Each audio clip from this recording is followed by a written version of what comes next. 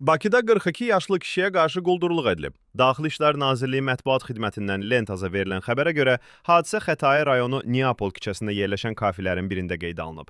Zərər çəkən 2 nəfərin onun sağlamlığına zərər vurmaqla nəticələnən zorakılıq hərəkətləri etmələri barədə polisə məlumat verib. O, daha sonra həmin şəxslər tərəfindən naməlum ünvana aparılaraq ondan 25 min manat tələb edildiyini, verməyəcəyi təqdirdə isə həyat və sağlamlığına təhlükə yaradacaq zor tətbiq edəcəkləri ilə hədələndiyini bildirib. Xətai rayon polis idarəsinin əməkdaşları tərəfindən keçirilən əməliyyat nəticəsində hadisəni törətməkdə şübhəli bilinən 21 yaşlı Akşin Əskərov, 36 yaşlı Səxavət Məmmədov və dəstənin 24 yaşlı qadın üzvü saxlanılıblar. Araşdırmalarla müəyyən edilib ki, zərər çəkən şəxs dəstə üzvü olan qadının tanışı olub və digərləri onun təklifi əsasında qeyd edilən cinayət əməlini törədiblər. Saxlanılan şəxslərin hadisəni törətmə anları təhlükəsizlik kameraları vasitəsilə də lentə alınıb. Faktla əlaqədar Xətai rayon polis idarəsində cinayət işi başlanılıb. Əməliyyat istintaq tədbirləri davam etdirilir.